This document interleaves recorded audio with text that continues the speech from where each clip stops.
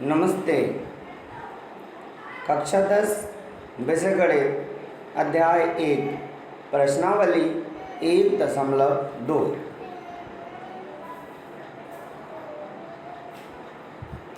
प्रश्न है HCF 306 और 657 बराबर 9, अर्थात 306 और 657 का HCF अर्थात महत्तम समापवर्तक 9 दिया है हमारे पास और इनका LCM ज्ञात करना है। ठीक है, आइए हम इस बच्चों सॉल्व करते हैं। इसको हल दिया है, मान लो यदि ये पहली संख्या 306 लिख लिया हमने, दूसरी संख्या 657 लिख दिया, दोनों का संयुक्त रूप से HCF दिया है जिसको हम हिंदी में मासा बोलते हैं या महत्तम समापवर्तक बोलते हैं। 9 दिया है, LCM हमें ज्ञात करना है। ठीक है, कैसे ज्ञात करते हैं? बहुत ही आसान सी विधि है और परीक्षा की दृष्टि से बहुत ही इम्पोर्टेंट प्रश्न है। और गए साल वर्तमान सत्र जो 19-20 की परीक्षाएं हुई हैं कक्षा 10 में, और ये 4 अंक में ये प्रश्न पूछा गया था संभवतः। एक सूत्र आपको छोटा सा बस ध्यान रखना है, पहली संख्या गुना दूसरी संख्या बराबर LCM गुणित HCF। ठीक है, दोबारा मैं बोलता हूँ, पहली संख्या गुणा दूसरी संख्या बराबर LCM गुणित HCF। यहाँ पे हमने पहली संख्या 306 लिख दी, दूसरी संख्या 657 लिख दी, बराबर LCM हमें ज्ञात करना है, HCM हमें 9 दिया है। ठीक, जब हमने 306 और 657 का गुणा किया तो हमारे पास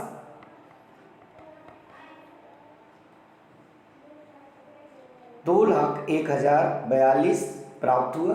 LCM गुणित 9 हमने ऐसे ही लिखा है, यहाँ गुणा कर रहा था 9, इसको उठा करके हम यहाँ ले आए, 9 बटे में पहुँच गए, यहाँ पे हमारा LCM है।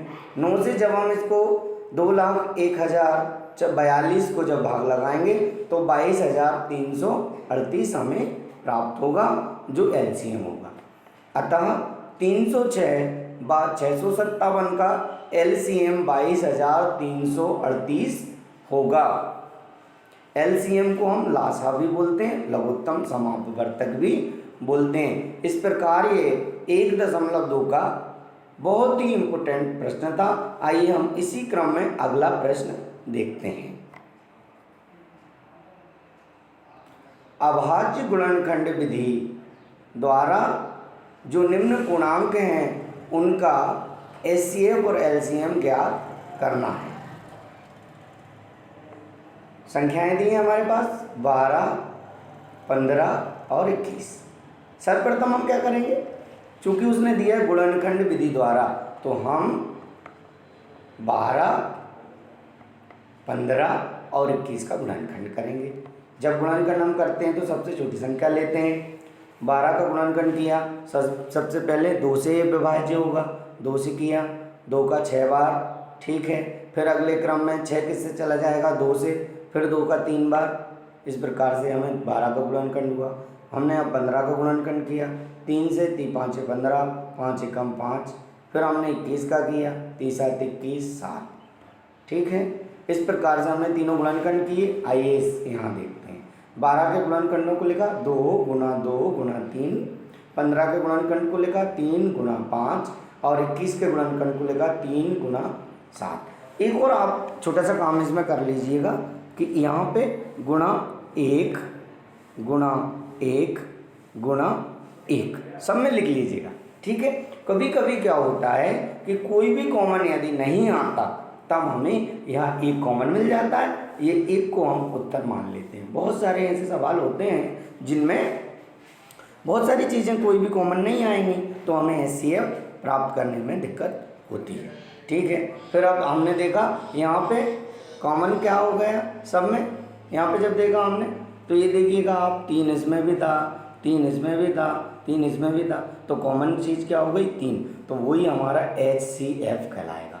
HCF हमारा कितना हो गया, 3। HCF हमारा कितना हो गया, 3। ठीक है, अब एलसीएम जो हमारा कॉमन होगा वे हम लिख देंगे सबसे पहले 3 लिख दिया।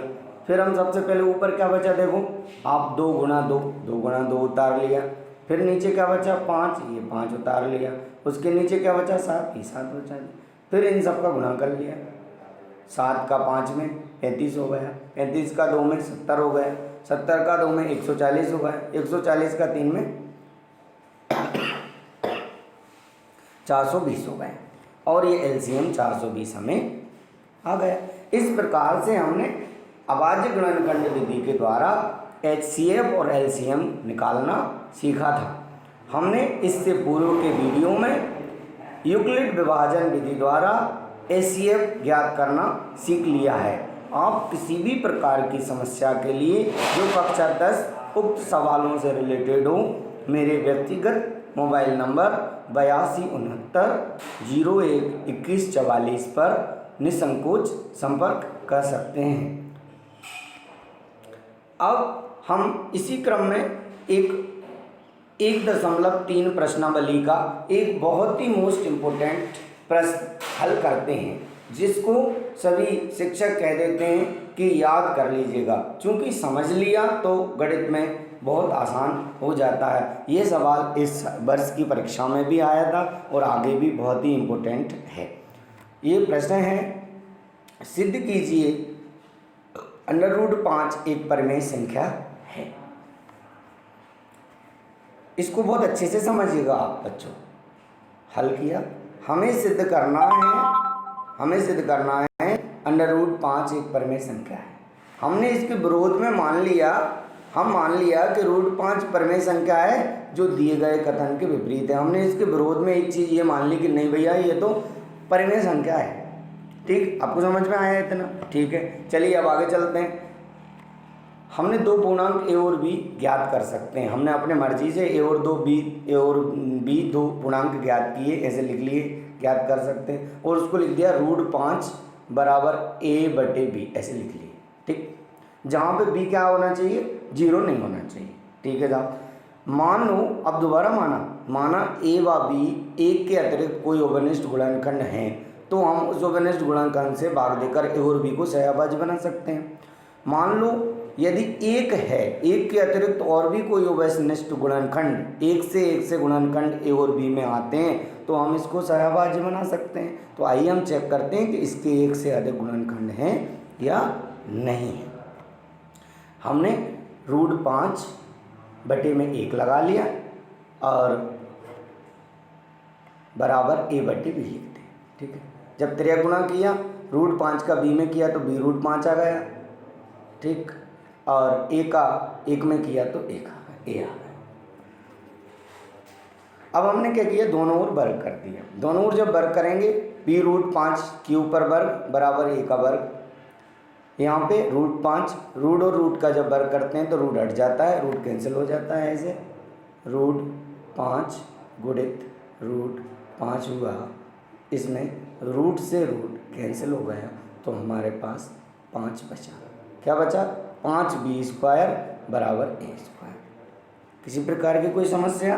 ठीक है, अतः a² 5 से विभाज्य है। यहाँ पे हम लिख सकते हैं a² 5 से विभाज्य है। ठीक है साहब, तो 5 a को भी विभाजित करेगा। जब a² 5 से विभाज्य है तो a 5 को भी करेगा, स्क्वायर को करेगा, बिना स्क्वायर को भी करेगा।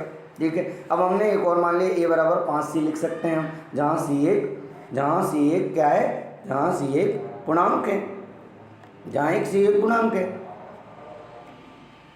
हमने अब क्या किया, a का मान समीकरण 1 में, यहाँ पे हमने समीकरण 1 मान लिया, 5b² बराबर a² को हमने 1 मान लिया। तो 5b² बराबर a² की जगह हमने 5c रख दिया। ठीक है, जब इसका वर्ग किया 5b² बराबर 5 25 c²। ठीक है, जहाँ अर्थात b² बराबर 5c आ गया। क्यों आ गया, इस वाले 5 से 25 में भाग लग गया, और जब इस वाले 5 से 25 में भाग लगा तो 5 पंजे 25।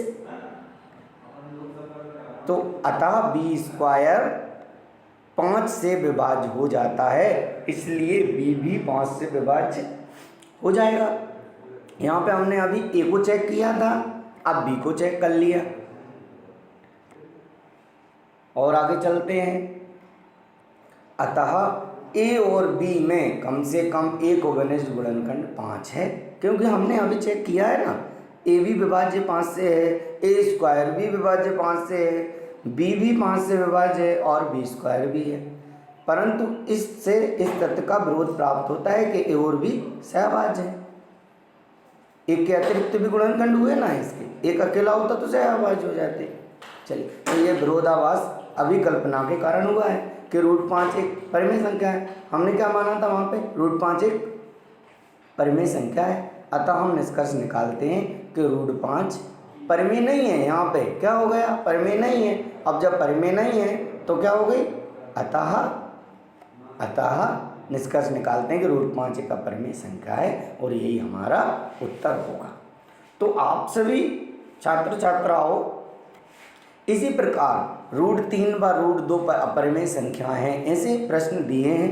√5 जैसा ही √3 का होगा, ऐसा ही √2 का होगा। हल कर सकते हैं इसको। जो NCERT की पुस्तक है कक्षा 10 गणित की, उदाहरण क्रमांक या प्रमेय क्रमांक 1.4, प्रमेय क्रमांक 1.4 पर दिया है एक प्रश्न और एक उदाहरण नंबर 9 पर दिया है प्रश्न। ये आप हल करें।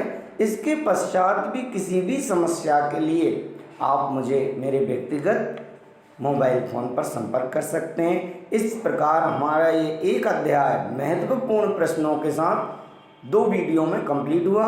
प्रथम वीडियो में मैंने संख्याओं के विषय में बताया था, द्वितीय वीडियो में मैंने 1.1 के यूक्लिड विभाजन विधि द्वारा HCF ज्ञात करना आप सबको बताया, और इस तृतीय वीडियो में मैंने आपको 1.2 में HCF LCM ज्ञात करना सूत्र विधि के द्वारा और अभाज्य गुणनखंड विधि द्वारा, और आपको 1.3 में अपरिमेय संख्या को सिद्ध करना किस तरीके से हमको करना है ये बताया। धन्यवाद।